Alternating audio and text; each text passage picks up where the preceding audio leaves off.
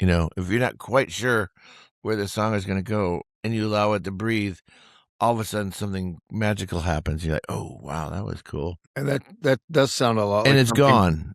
Yeah, It'll be gone Monday. You have to, that's why supporting live music is so important. right. And that does sound a little like something Bruce would say. I think you just described what he called Zambi a little bit. Yes, right? exactly. Yeah. Exactly.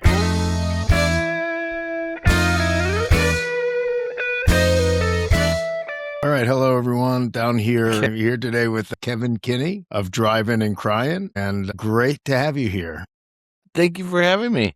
Man, it's a pleasure. You know, you have been active, putting out music, touring, recording, popping up with everyone popping up with you for so many years now. It's really cool. And, you know, the quality remains high. The consistency remains high. You always have some people collaborating with you. That's true. It's really cool. You know, so we're going to talk about some of your new projects and stuff, but it made me wonder, just like, you know, getting ready, I was re-listening to a lot of your catalog, and there's so much great stuff. Does it make it hard to put together set lists? Like, how much do you try to mix it up? And you must have people screaming out all kinds of things at you. Well, that's the reason we don't use a set list. Yeah. Drivin Cryin's never made a set list. I make a set list when I play with Peter Buck. Sorry, someone's on the radio, but I use a set list with Peter because it's usually just me and Peter, and he's got like a dulcimer and a mandolin, so I make a list so I can with the instruments next to it. But when Drivin Cryin and my solo shows, it's just stream of consciousness. So if I overhear somebody in the fourth row say, "God, I wish I would play light," I might just start playing it. And that's what's great about Tim Nilsson and Dave Johnson is they know 160 songs with no warning. I'm going, but they can. I think they've learned. I think we're all dialed into the same angels. You know, the flow of the show and how it's going. They might kind of know where I'm going. If it is going to be a severe curveball, like something from Scar But Smarter, like a punk rock song, I will go keys to me. Yeah. But they'll know it, and I'm just really blessed to have that. Part of our DNA is every night is improv. I mean, it's kind of the we're very we're not we're like a psychedelic. I don't know what we are. We're like a self-help, quasi-political self-help improv, musical improv time machine. I don't know. That's what we are, but I love hearing people shout things out, and I can do it. But if you shout it out 4 times, then I'm never going to play it. So there is an idea of a limit. It's funny. A couple of years ago, I saw Los Lobos, and I was talking to David and Cesar afterwards, and introduced myself and gave him a copy of my book, One Way Out, The History of the Allman Brothers, and I said, "Yeah, I was really hoping you guys would play Don't Keep Me Wondering tonight because they do play it. It's in their regular rotation." And David said, "Oh man, you should have yelled it out." Yeah, and we would have played it. Yeah, and I said, "I don't want to be a yell it out at the band guy." Well, yes, some people aren't that. Yeah, but when I do my folk shows, I bring a lamp and I'll pass the lamp around the audience before the show, and I'll take the lampshade. I buy one at Goodwill or somewhere, and I'll pass the lampshade around like while people are getting settled. I said, "Write your request on the shade." And so I'll put the shade on and they'll spin it around and be like, "All right, who wanted to hear? Okay, Mountaintop. Okay." So, and then I donate it to the club or auction it or something. Awesome. Well, do you remember the words to all the songs you've written? Because it's a lot of words and a lot of songs. I do, but that's only because we do what we've been doing for so long. We've never taken like 2 months. I don't think we'll ever find 60 days where we haven't played except for the pandemic, But even then, we were doing Zooms and things like that. Yeah. But yeah, I pride myself right now that I can remember most of the words. I have a skill set of being able to remember them, but I have to remember them. I have to do them over and over till I get them right. And then once I get them, they're in there. There's a song I was telling somebody the other day called Set in Stone from the Anton Fear record I made, from Golden Palomino record I made. And I always used a cheat sheet, for it. And now I can't freaking remember it. It's called Set in Stone. And I'm like, I got so used to reading it. Like I forgot to. So I have to start adding it to my set list so I can start my mental set list. But yeah. So the new Drivin and Cryin album is called Crushing Flowers. And it, again, like I said at the beginning, it sounds great. It doesn't sound that different. No, it's just you keep writing these great Songs. What is your songwriting process like? Like, are you someone who's constantly writing songs, or do you wake up and write from 7 to 9 a.m.? Like, are you on a schedule or? I write constantly. I have this voice memo thing on my phone, and so I record ideas constantly. I just did a minute ago, and I'm constantly putting bits and pieces of stuff together. So I'm always writing. This record, made a deliberate record. I wanted to make a deliberate record for Drivin and Cryin fans. So I listened to a lot of Drivin and Cryin. I listened to Mystery Road, the records that people love. Fly Me Courageous, Mystery Road. A lot of people like Smoke. There's a line, they like. There's certain things that I know what people like, and so I wanted to make it might be our final album for Drivin and Cryin, as far as presenting an album goes, because it's a lot of work, and you have to, it's expensive, and we've never had a record. If we get a record deal, and someone wants to pay for it, maybe I'll do it. But we've been putting our own records out since Geffen dropped us in 1994. We've made our own albums. We have. So, have you done GoFundMe type of stuff? Kickstarter. Me and Anton did it, and it was, it's not really that's the other part of me, is I don't really like expectate. Like, I have to, now I owe you. I don't really want to owe like a friend. I don't know. Like, if you gave me $1,000 into our GoFundMe, and then you're like, and then I gave you the record, you said, how'd you like the record? You go, I don't really like it. It would be in my brain for like 8 months how much I've disappointed you. Yeah. So if you fund art, you're funding the artist's creative process, and I'm not saying I'll never do it. Yeah. But I think we did pre-sale. It is what it is, but it's not really about the money. It's about a home. We were Island Records for so long, we're not so long, from 85 to 93, 87 to 93. It was nice being part of a entity that would, was guaranteed they're going to put it out, and then so we've been doing everything ourselves. We hire our own publicists. We do everything ourselves. And so, we're as indie gets, which is kind of one of our caveats of our frustrations, is like we get labeled as some like heavy metal has-been band sometimes. It's like, we had that one hit on MTV for a month or whatever it was. You know what I mean? It's like we're never invited to you won't find us on the, we'll do the Rock Boat, maybe we'll do the Skinner cruise we did, but we're not really part of any society, like Little Steven's Underground Garage, Outlaw Country. We've done all. We don't commit to any one of those things, because we're a band, like I said, we're a band that's like a record collection. Like we use up a lot of our influences, so we don't commit to outlaw. We don't commit to psychedelia.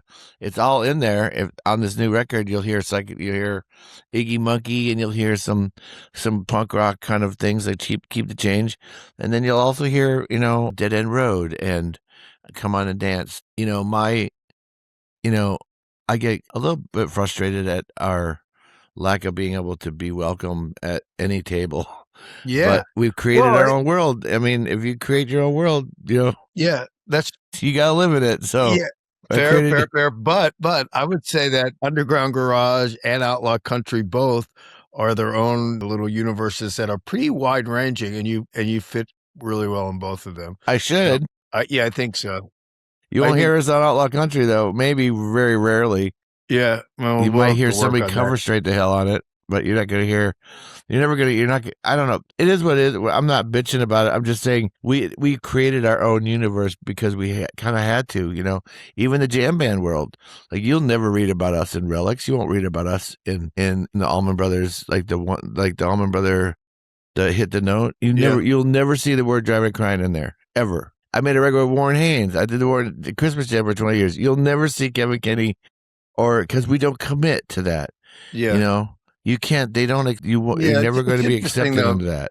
Because in all those worlds, I think people are pretty open-minded. And certainly, Warren himself does all kinds of things. He follows his own interviews wherever it takes him. Warren is also, if I was sitting where Warren's sitting, I would be a little, I'm not complaining about things, but I am a historian of music. I've been doing this one project for 40 years, but I just get frustrated that Warren Haynes is not on the top 10 of greatest guitar players when I pick up a guitar player. I mean, it's just now starting. Maybe he is, but I mean, I've been watching that guy for 40 years, 30 years since I met his wife. Stephanie was one that worked with us in our A&R department in Ireland. She was one of our people. That's how I met Warren, through Stephanie.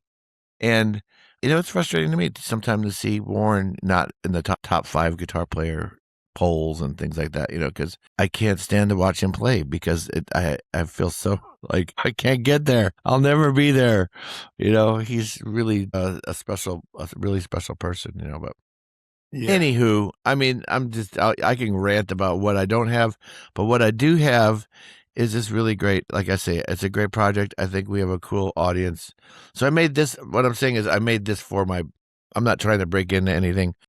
I made this for our fans and such like that. Well, and the company that you keep sometimes says a lot about you, and the musicians who want to play with you. Peter Buck, for instance, who appears on the new. And how often do you do those shows with him? And could you talk a little bit about how long your relationship with Peter has been ongoing? Well, Peter was one of our first fans in Athens.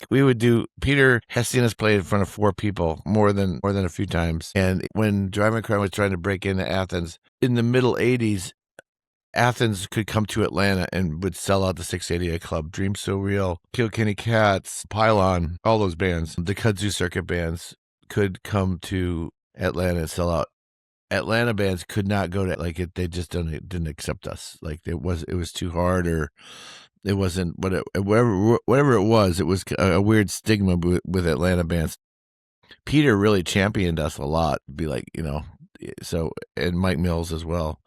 So Peter just was he just was like, I mean, I was a huge R.E.M. fan, a new R.E.M. fan, because when I was working construction, it was like one of the only cassettes I had. I had Violent Femme's first record. I had Dylan, Times Are Changing and Bring It All Back Home. And I had R.E.M. Reckoning, and I just loved it. I was like, who is this band? I just really, because I like the Byrds and the Bo Brummels, and I was really into them. So, and I saw them play. And so when I met this guy, I was like really starstruck. This guy's a really important person. But also, Peter Buck also is one of those guys that's like Warren is like, his guitar riffs. He has some iconic guitar riffs right up there with Jimmy Page. I mean, Feeling Gravity's Pull, South Central Rain. I mean, his opening licks of the R.E.M., if you just link them all together, they're so iconic. It's really, he does not get. He should also be the top 5 guitar players of Guitar World magazine, whatever. I don't read those magazines, but you know what I'm saying? It's just like the guitar genius of Peter Buck. I mean, that really should be in there. He's a great musician. He learns things super quick, and he knows 10 instruments, and he's very open-minded, very humble. So we became friends through reading, and he would turn me on the books and things like that. And he wanted to produce the third Cryin record, Mystery Road. And if you can find a copy of the re-release of that, we put all of his demos that he did on the second disc. Because we made our first record and he loved it, and then the second record he did not really like. The one that we made called Whisper Tames the Lion, he was like, he didn't really dig it. He's like, let me make your next record. So we went to Athens, did demos for it, but it was like our third record, second with Island, and they wanted us to have more of a traditional kind of producer, engineer kind of thing like that. So he didn't get that job, but they gave him McDougal Blues. They were like, when I said I'd like to use him. So he produced McDougal Blues, which set off a whole nother direction of my career. And he toured with me on that record while he was selling out arenas around the world for the Green tour. And he got in a van with me for his 3 weeks off of touring, and we drove up the East Coast, and with just his roadie, his microwave roadie. His name was Microwave at the time. He's passed away since. And we just stayed in crappy hotels and did the beatnik thing. We read and we drove and we talked and listened to music, and I was really, I'm lucky. Well, I was lucky kid, lucky little kid. That's cool. And that speaks obviously to how Peter felt about you and your music, but also his own dedication to music in general. That's what he would choose to do on his weeks off from an arena tour. Well, it's not only me. He'll do it with, he's done it with so many, he does it with the baseball project now, even still. He's like out there touring constantly. He's out there with one of my new favorite bands. He's got a band with like a super group with Barrett Martin from the Screaming Trees and Elaine, the guy he was with Mark Lanigan. And this band Drink the Sea is really a special group. You guys should check it out. It's like a world. I really want to make a record like that with Barrett. Might be my next solo record I make. We'll see. Well, let's talk a little bit about the Let's Go Dancing project, which I'm still Sure. trying to wrap my head around. It's okay. A fascinating. I mean, I think it began in concept as a tribute, salute of you and your songwriting, I think, but it's become something else. I mean, I think there's about 100 songs recorded, right?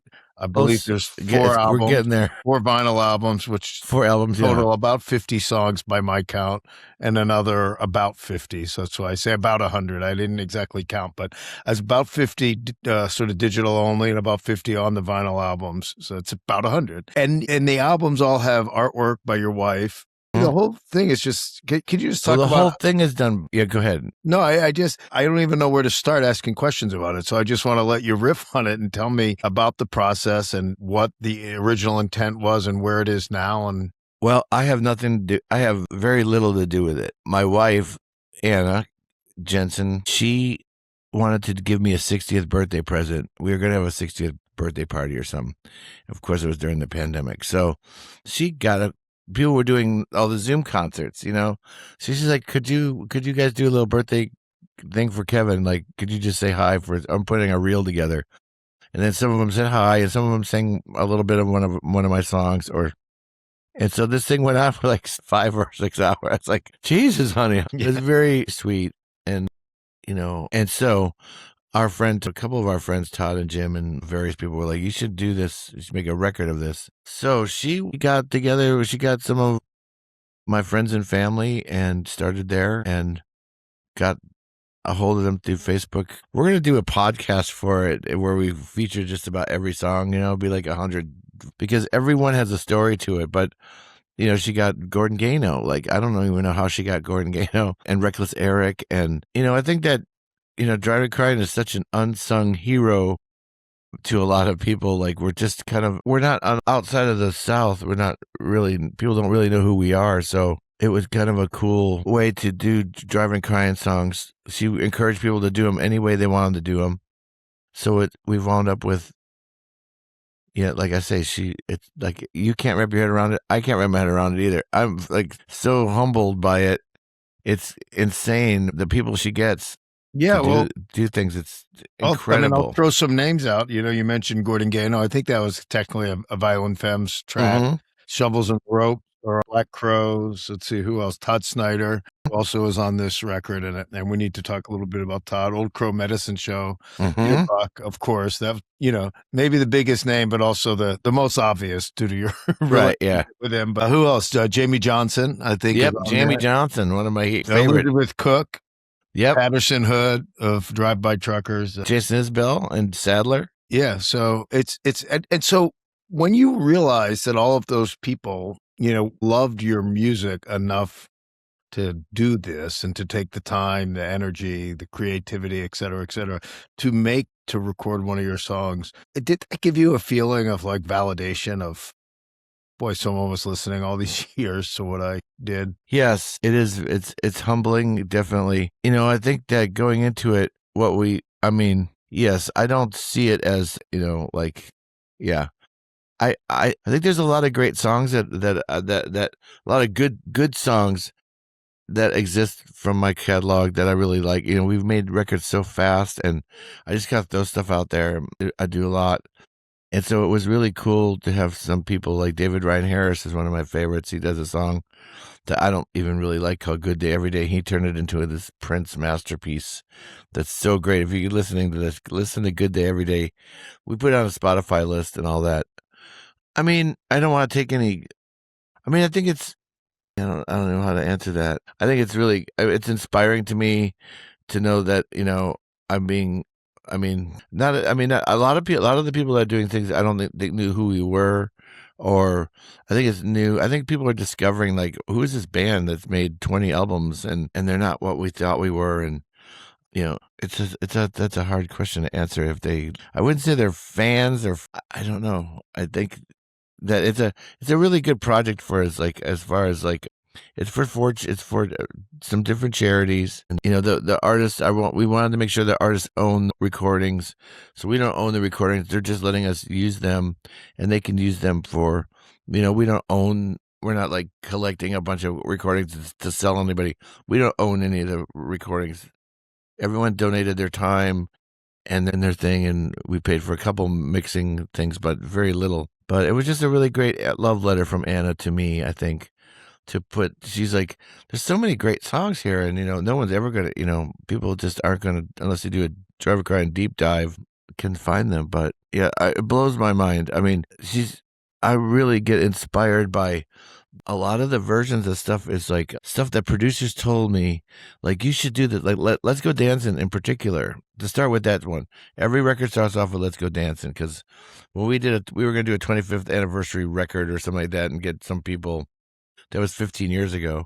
Like, hey, do you guys want to cover one of songs? So just like a lot of them all wanted to do. Sorry, that's Kugel McDougal. Okay. Kugel. Sorry. A lot of people wanted to do Let's Go Dancing. And so that reminded me of a time when Andy Johns was going to produce, he's going to produce Fly Me Courageous before and right 2 days before he produced it, he went into rehab, and then he met Eddie Van Halen, and then they made 50 or so. I don't know what happened, but I remember him specifically saying, that's the song. Let's Go Dancing is the song.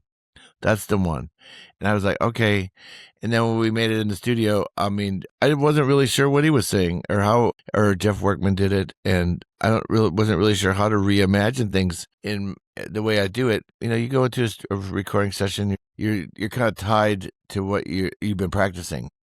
You have to be really open-minded to be direct, like a record producer is pretty much a film director. He's trying to do the story arc, which is like what I was saying about the Drivin Cryin future of making albums. So it's like, I really think I just want to make singles, because it's like, create the story arc for this record was, trying to link everything, make it make sense, was kind of not easy. So on these recordings of the Let's Go Dancing, though, I'm hearing so many different versions of the ways I was like, I think that's what he was trying to say. And I was like, but you're so tied, it's like hard to move. You know what I mean? Like, once you get your song, that you write a song and then you do it, that's kind of the way you're hearing it. And for someone to come in and go, you should move this over here, and you take that line out, and don't. I was so full of myself in the early days. I was like, no, this was a divine gift from God. Whatever it was, I was not open to, or I couldn't. I'm not a musician, so I couldn't really I'm self-taught, Well, you are a musician. I am a musician by default, but I understand. It's hard for me to wrap my head around, like, what they say. You start that on the 5th, like, whatever. I don't know. Yeah. No, I know the feeling. I mean, people call me a musician. I say the same thing all the time because I have too much respect for actual musicians. You've accomplished a lot more than me musically. So I think you've reached a point where you're able to say you're a musician. But I do understand the intent of what I'm the best me there is. Yeah, I get the principle. Well, let's talk a little bit about Todd Snider, who, contributed to Let's Go Dancing, also was on the new Drivin Cryin album, which I imagine is one of his last recordings, sadly. When he passed away, the sadness, shock, anger throughout the musical community, the Nashville community, I guess specifically, because that's where he had been for a long time, and so many was so strong. And people who didn't really know Todd's stuff were a little almost taken aback. What did people love this guy so much, and what did I miss? How did I not know about him? I had people asking me about that, and so. What do you think? Could you explain a little bit why Todd was such a special person and talent? Todd was real. He was 100% real. He had his own world, and he lived in it. And I was one of his best friends. One of his many. I mean, he had a lot of best friends, but I mean, I was one of his earlier friends, as far as being a working musician, doing my own thing. Todd was really. He had his own world. I would spend time with Todd up at his house, over the last 10, 12, 20, 50. I don't even remember how long I've known Todd, 30 years. 91, I met him. I met him in the break room of Fly Me Courageous. We're mixing Let's Go Dancing, and he was making his first demo with Keith Sykes upstairs in this little demo studio in Memphis. There was a studio called Kiva by this guy, Gary Bells. It turned into the House of Blues studio now. I don't even know if it's still there. Originally owned by the Barkays, just for history's sake, over there off of Lamar Avenue. And so I met Todd there, and he had such a beautiful smile and a presence about him that was just big. He would make himself big because he was big anyway, but he would like raise his arms. He'd be like, yeah, always like touchdown and champion. And he was just such a great, we were both championed each other's careers. We always had something positive to say, but he was just, so authentic. And I think that was part of the catalyst of what Anna was trying to do with these Drivin' Cryin songs. And my songs was like, why wait till someone's dead before people reach out and try to say, hey, you're missing something, everybody. Hey, digital world where everything's available, you're missing something here. Which was part of, Todd, is people are finding the things they missed out about Todd. But he was not a slacker. He was not a hippie slacker. He was very type A. He was very, I would wake up in his house. Many times he'd be sitting on his bouncy ball, typing, writing manifestos or words or songs or whatever he was doing. He loved the internet. He loved gossip and things like that. But he was not a name dropper either. I mean, he really really was the older generation of people really saw him as the next Chris Christopherson and John Prine. I mean, they really did love him and they really were friends with him. And Loretta Lynn, like, wanted to freaking marry him, I think. She just absolutely loved him. Well, and John Prine, of course, signed him. And John Prine signed him, and yeah, and Jimmy Buffett, and he was the real deal, man. He was the real deal. And we both inspired each other. I wrote a bunch of poems once, and Todd sent me a list of topics. Like, he's like, you should write a book. And they sent me a bunch of topics. So I wrote like a poem for every little topic that he sent me, it isn't available anywhere, but I think I made a CD of it and sold it at some of my shows. If you're one of the 12 people that bought it, it's out there. But I mean, the other most sprawling and cool tribute album that I know of is Highway Butterfly, that Dave Schools sort of schooled, pun intended, I guess, for Neil Casal. Right. Yeah, Neil was also a friend of mine. Yeah, Neil is a friend of mine as well. And he's another one. Great photographer. Great photographer, great songwriter. All of the above. The reaction when he died, certainly it made me wonder, like, geez, did Neil realize how many people loved him and his music so much?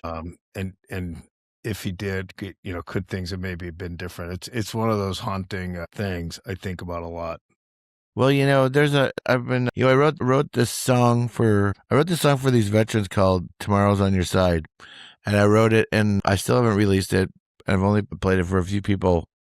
But I sent it to Todd when he got back from Salt Lake City. And it was, do you mind if I tell you what it says? Or I can recite it for you. But anyway, but it also has a little bit of Neil in there, too. It's a song about these, how veterans, there's 22 veterans a day that take their own lives on the average, suffering PTSD, and there's a group that I work with here. I make it sound, I'm always happy to help them. Yeah. Called the Shepherd's Men here in Atlanta. Really great group where they take PTSD soldiers and bring them to Atlanta with their families and help rehabilitate them as far as getting them on the right path and away from suicidal binges. So I wrote, but also so the last verse of the chorus of the song is, before you take the train, think of those you leave behind, who love you more than you will ever know. Sometimes love is silent, like the hurt you're holding in. Remembering tomorrow's on your side. You got to remember that there's a lot of people out there that when you forget how many people are rooting for you, I think, and that can send you, I don't know if you're not validated or not, I don't know, but Neil, mental health is definitely, I don't know what was going on with Neil, but he really was a beautiful presence, a kind soul. And one of those Monday night shows that I did in New York, he sang a song, and I was like, "Hey, Kevin, can you do I a wish song I for had me?" gone to your shows. I was in New York at the time, and I met Neil back at that time through a mutual friend because he used to play solo acoustic shows at Cafe Chenet Yeah, on which my weeknights. friend Tom Clark used to run that. He used Yes. to and stuff like that. Yeah. And so and that's a beautiful song. I didn't know he played a Sine though. I didn't know that. I Yeah. never missed Sine. I missed out on that scene. What year was that? I'm gonna guess 1992. Oh, okay. Yeah, that way earlier than I was 92, there. Yeah. 93. I mean, we had a really good mutual friend. Neil's longtime girlfriend and wife on and off, and girlfriend on and off for many years, was best friends with my very good friend's girlfriend at the time. That was how the connection was made. And there were a lot of weird connections. You know, my friend, pair, the same guy, shared a rehearsal space with Xanax 25, who were Sure. managed by Steph and Yeah, sure. and Matt I remember that. from Xanax 25 had a Sure. twin reverb that Warren loved. Warren would borrow it all in fact, it was my friend Pear's Really? twin reverb that was in the studio that Matt used, and Warren knew it from being in the studio.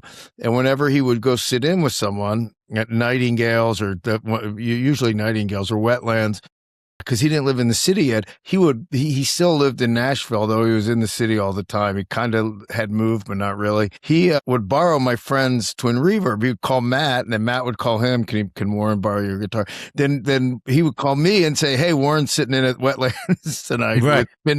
And so, that was obviously pre a cell phone and everything. So I would pop up at all these Warren sit-ins, and everyone thought that I was like traveling with Warren. It was really because he was borrowing my friend's twin reverb who would tip me off. Right. If the reverb if the twin was going out, then Warren was sitting in. Anyhow, you know what I'm thinking about the minute you're saying that story is like, all I can think of is like, why do you need a twin reverb in New York? Because that's such a loud amp. It's like the loudest amp. Yeah. They make it like. I'm 99% sure it was a twin and not something else. Right. Oh yeah, I'm sure. Yeah, it's a good, but the deluxes, the smaller deluxes were like, I remember in New York just carrying those amps, like, oh my God, that is, I lived there for 15, 16, whatever, but just doing a gig in New York is, people who live in the Midwest have no idea how hard it is to do a gig in New York. I mean, backing your car up to your house and putting your gear in it. Yeah. Total luxury. Yeah. Standing in the rain, waiting for a cab with your amp and your guitar on your shoulder, trying to get back to Brooklyn and stuff. And did you ever put in any time in that badge level? Did you put in any time in that one rehearsal space building where everyone was over on in Greenpoint? No, in Manhattan. It was on the west side. Oh, SIR? No, not SIR. No, I'm talking like grungy. No, grungy rehearsal space. Not nice. No, me and Anton Fear practiced in his downstairs apartment where it was just a TV and a drum set. He slept on the floor with a pillow. So I want to talk to you a couple of people who have collaborated with you in recent years who are either friends or just people I really like. One is Lauer Jomet. Mm-hmm. I hope I'm saying his name right. Lauer Jomet. Lauer. The incredible Estonian guitarist with Johnny Blue Skies. Mm-hmm. Now, and there were about 7 years after he left Sturgill's band and before they reformed as Johnny Blue Skies and the Dark Clouds. And most of those times, I think he was spent playing as lead guitarist with you. Yeah, he's been with us 7 or 8 years. Yeah. Yeah, and I know he still plays with you whenever it works. I spoke to him a couple of weeks ago, and he was on his way to a 2 days ago we played, yeah. Yeah, so he'll be with us all through June, and then July he's back with Sturgill. So, I mean, I know with my own ears how great Lauer is, but having played all these gigs with him, could you talk about him a little bit and what he brings to you? And then I'll tell you a little bit about what he said about you and Tim. But well, we met him. We were doing a gig we had Warner Hodges as our guitar slinger that weekend. I mean, well, first of all, Drivin Cryin is a kind of like, Colonel Bruce Hampton was one of my best friends. And one of my, I met him in 1985. The minute I signed a record deal, he was him and my lawyer at the time, Charlie Phillips, who was Glenn Phillips' brother, Wow. the Hampton Grease Band Phillips. The other Glenn, not the other Sprocket one. And so me and Colonel have a kindred spirit for taking advantage of any guitar player that is available. We will steal. We are guitar thieves. And so we were playing with Warner, and we were doing sound check, and Lauer came down after he left Sturgill, and he came down and sat in, and he came in the band opening for us, and he told Tim, he's like, "Man, you guys were great. I would love to play with you." And Tim said, the guy was on stage with Sturgill Simpson. I was like, I love that record, and I like Sturgill's records, and that's the guy that did that phase shifter and stuff like that. But moving through that, so he started sitting in with us, and he would love to rock out, and he listens to heavy metal. He's a very accomplished guitar player, but he's got a really great sensibility as far as knowing his range from shredding to like the pedal steel, he's really, when he plays with us, when he plays on the softer songs, is really where I think he really shines. But he's just a great person, and he's funny, and we just really welcomed him into our family, into our rock family, and like all of our guitar players, we're like a biker gang. Like once you're in, you're in. If you ever want to, there's no guitar player we've ever played with that is not welcome to come back. If you've still you got your chops together, Buren and everybody that was play with us. If you want to play with us, we kind of keep our songs kind of simple that way. And I kind of have a formula where I keep the songs like they're not too super complicated, so people can sit in, and jam with us. And having Sadler Vaden and Aaron Lee Tashin and Sadler Vaden and Peter Stroud and Aldi Freed, they've all toured with us. We've had the best people, and I just tell them, don't play the part that's on the record. Play your part. You be you. Like, don't play the guitar solo that anybody else ever played. Just do your thing. And I think guitar, and I leave. Warren Haynes also yelled at me one time when I was making a record with Warren. When we were making Flower and the Knife, Warren taught me a good lesson about, getting back, like listening to the guitar solo, like let it go, and the song will tell you when it's time for you to come back in. I tried to, I cut him off in the solo, and he kind of was like, you gotta listen, man. You're not listening. Your anticipation to get back in to do your part of the song, it will come, but let the other people listen to the other musicians that are playing and see what they're contributing to this song. The song is the ruler. The song will tell you what it wants. Right. And if you have the right people, like the caliber of people you're talking about, then you can trust their instincts on how long right. to take it. And I don't just let anybody play with us. It's like I really vet them, and like I'm like, I think that guy, and so anybody that you see with us is like, so really somebody who I think who needs a gig, who really is excited. I'm excited about creating a moment of magic, and that only comes. I think magic really only comes from, this isn't totally true, but I'll make it true because this is the way I do things. The improv of chaos, I think sometimes if you don't know where you're going, you allow magic in. If you're not quite sure where the song is going to go and you allow it to breathe, all of a sudden something magical happens. You're like, oh, wow, that was cool. And that does sound a lot and like it's something... gone. Yep. It'll be gone Monday. You have to, that's why supporting live music is so important. Right. And that does sound a little like something Bruce would say. I think you just described what he called Zambi a little bit. Yes, right? Exactly. Yeah. Exactly. So Lauer, when he left Sturgill, was going through a bit of a personal crisis. He had come in from Estonia, got on this moving train, had incredible success. It's an amazing story. I just interviewed him for a big story in Premier Guitar, and he included this about you, and he hooked up with you guys, and you and Tim were very grounding to him, and really... He said, they were like super friendly uncles who taught me like the lay of the land, basically. I'm paraphrasing, but, helped him feel more grounded and reestablish himself, to get to know himself again, because he really did hit the ground running. Coming to America from Estonia, and then boom, he's on this fast moving train. So I think he's way, way more grounded now and feeling more confident about who he is and what he's doing. And he credits you and Tim with a lot of that helping him get there. Well, I think he's going to get there anyway. It's just you have to live, staying alive on the road is not a given. But yeah, we have rules. Like Drivin Cryin has rules. we're very ground. We are who we are, but we're not willy nilly. We're very, we take what we do very seriously, and staying in the shows very focused on whatever it is, accepting whatever divine intervention is going to happen in that moment. And also, we know we're comfortable in being who we are, but we also have rules. Like don't steal my show is my main thing. Like, don't be too drunk. Don't steal my show. Like, I tell my roadies and everybody that, like, don't create chaos after the show and steal my show. I just did this show. So now, if you want to drink, go across the street and drink. You want to hit on a barmaid or whatever, or a manager, the merch person or whatever, don't do it here. I don't allow that. I don't allow. Every woman that works in a bar is 100% safe with Drivin and Cryin. You're not allowed to do that. We don't. And that doesn't have, I'm just saying that isn't have anything to do with Lauer, but just in general, we have certain, like, we don't do this. We do that. Right. No, I think it can't do that. It has to do with Lauer in the sense that, not that he was disobeying that, but that in that he saw the structure you guys were laying down, and it was welcoming and helped him. Right. Because at the end of the night, every show I play is my last show. So every show is important to me. Like, I don't have any shitty shows. I don't remember doing a crappy show unless I'm sick or something like that. But even then, I'm working really hard.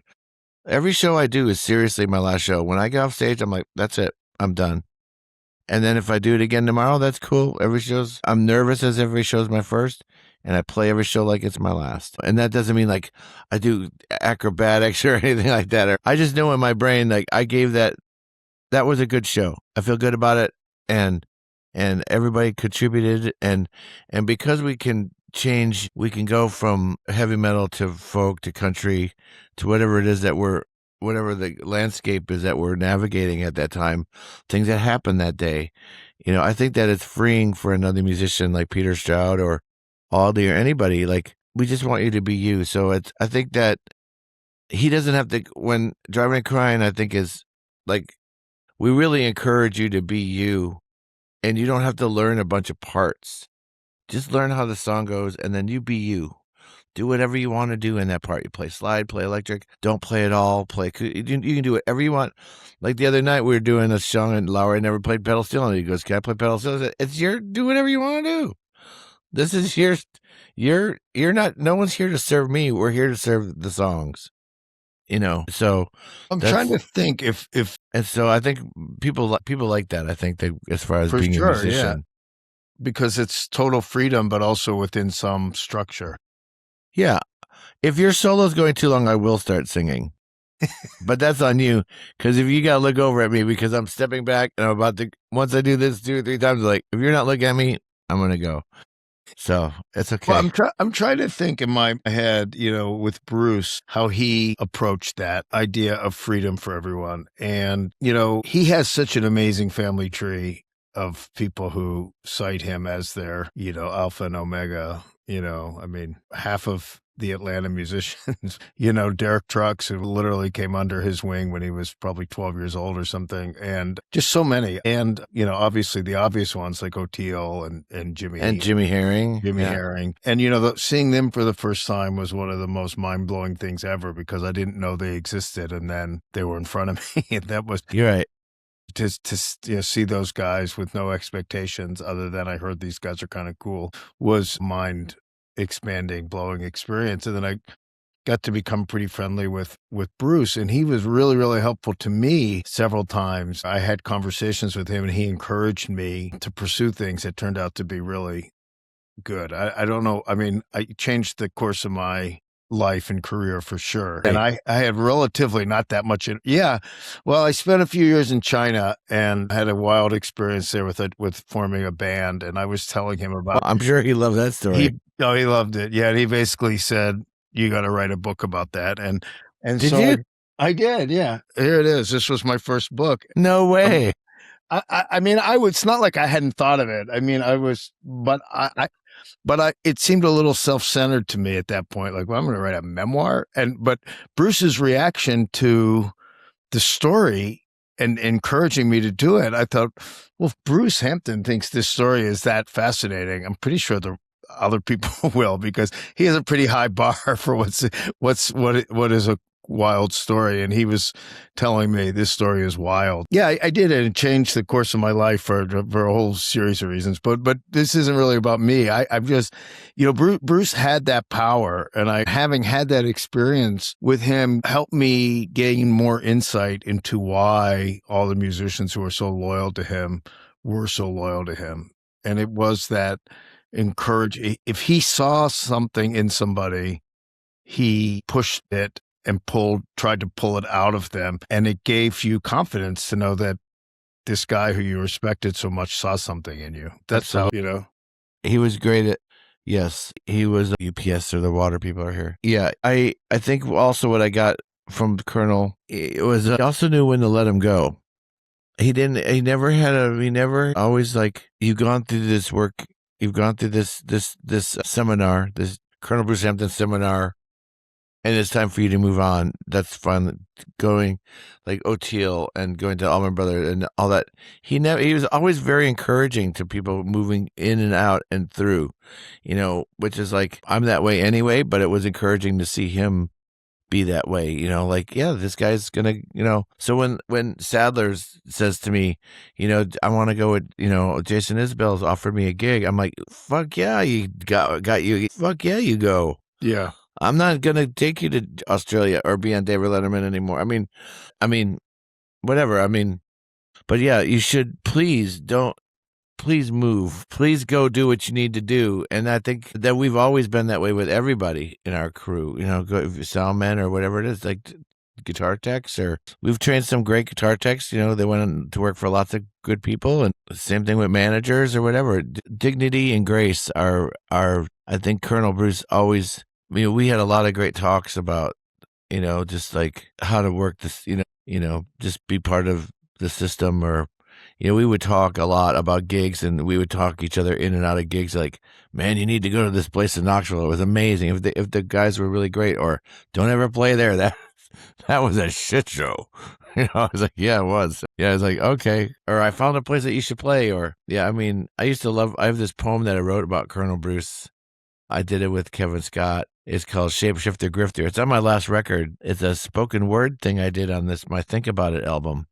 It's called Shapeshifter Grifter, and it's a poem for Colonel Bruce. Have you heard that one? No, but I'm going to go listen to it. You got to listen to it. Yeah, and I love Think About It is a great solo record I made with Kevin Scott and Darren Stanley and David Barbie. And yeah, I know the record, and I do really know the song, cool record. But I don't know it, and I didn't know that it was about Bruce. Yeah, there's like a piano part in there that we went to have lunch, and I came back and I played piano on it. I don't play piano. I just started playing David Barbie's grandfather's piano or dad's piano, and Kevin and Darren just started jamming with me. So I think my headphone, there it is. So yeah, but yeah, he was, I have my headphones acting weird. I got it back.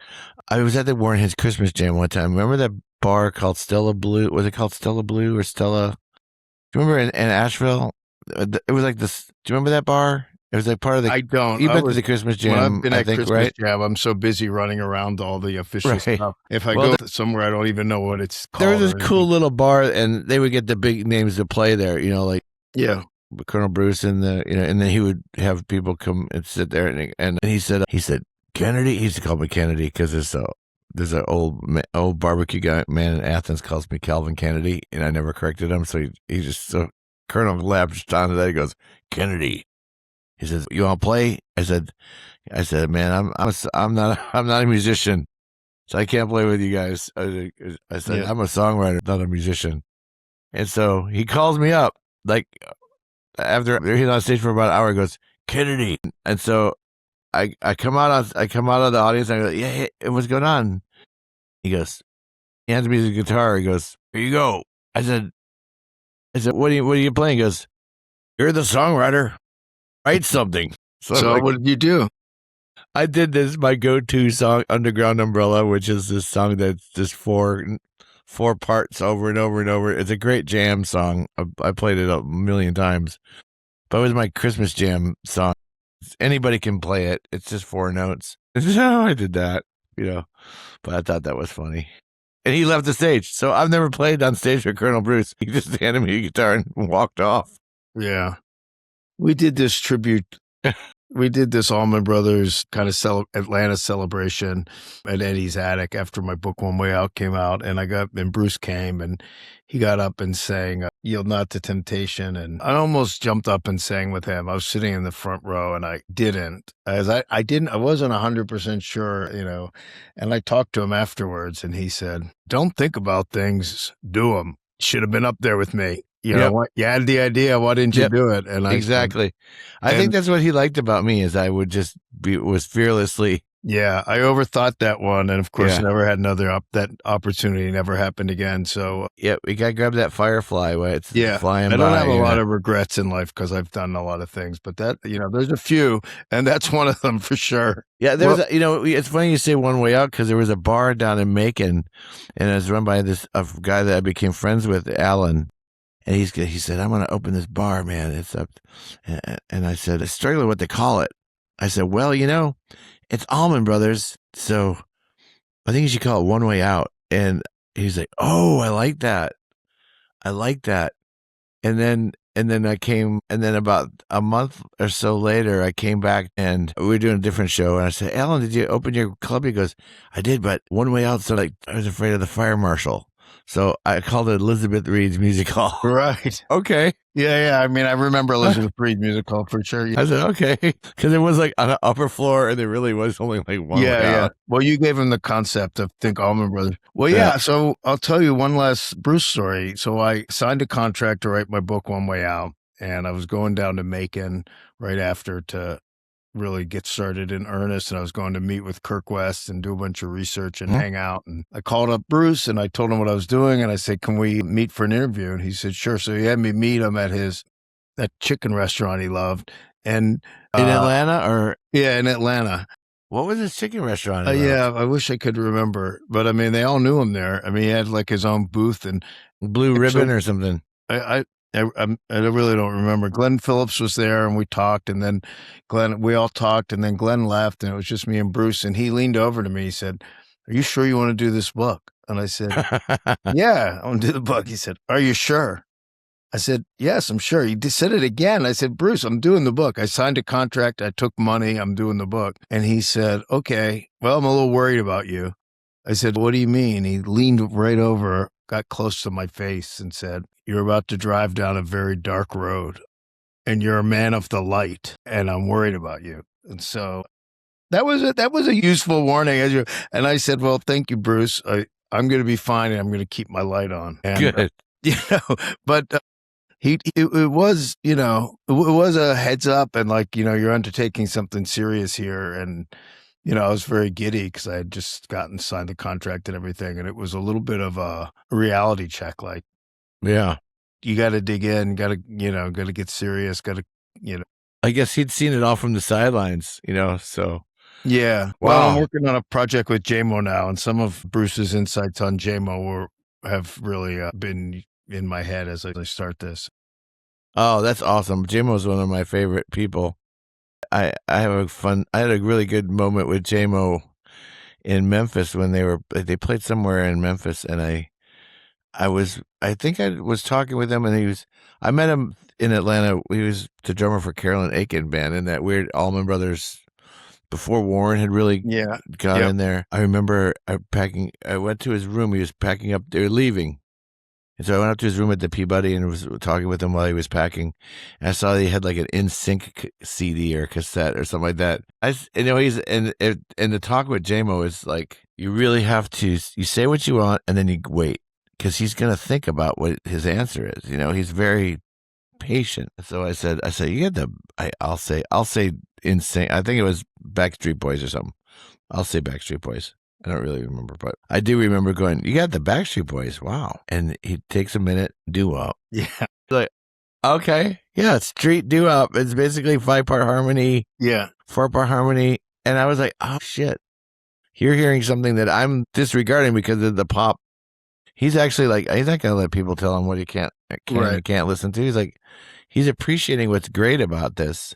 And it really made me think, how to be, when you think you're open-minded, but then you're closed-minded about just about everything. What more open-minded are you? It's like, I hate that band. I hate that. Yeah. You Well, know? that's a winner quote when you think you're open minded, but you're actually closed minded. And I know exactly what you mean, which is, I guess, indicting both of us. Well, Lenny Kaye is one of my best friends, and Lenny has taught me so much about being open-minded and positive. Have you ever interviewed Lenny Kaye? No, but he has his first solo record ever His coming out. first solo record coming out. On Really, my radar that I should try to do that. you Yeah. got to talk with him. He's the most positive. If you need help getting in touch with him, I'm sure he has a publicist and all that with Yep Rock, but I'll encourage him to talk with you. Man, he will come see you, and he's another one. He sits in with us. He's sat in with us a lot, and me and him have done solo stuff together, just me and him. But he's like, "What are you doing, Lenny?" I say, "Are you heading home, going to bed?" He goes, "No, I'm heading up to Hammersmith Odeon. There's a Swedish death metal fest. I wanted to check them out." Yeah. Like, what? You're going to do? Okay. Yeah. Yeah. You True know, open mindedness. he's really open minded. He's he's a true hippie. He's really open to, and he's a good listener. So yeah, he's hearing the doo-wop. yeah, doo-wop. Well, Kevin, listen, we could probably do this for hours, but Sure. thank you very much for your But time. I'm out of coffee. Yeah. Well, thank you for your time. It was a Thank pleasure. you. And I can't wait to read your book. What was thank the you. China one though? What was that? Yeah, What's it called again? China. Stay on for a second, and we'll exchange some info, and I'll get your book. Okay. Well, no, I'll buy them. But whatever. No, Okay. thank you so much. Well, thanks for talking with me today. I appreciate it. Thank you. Okay.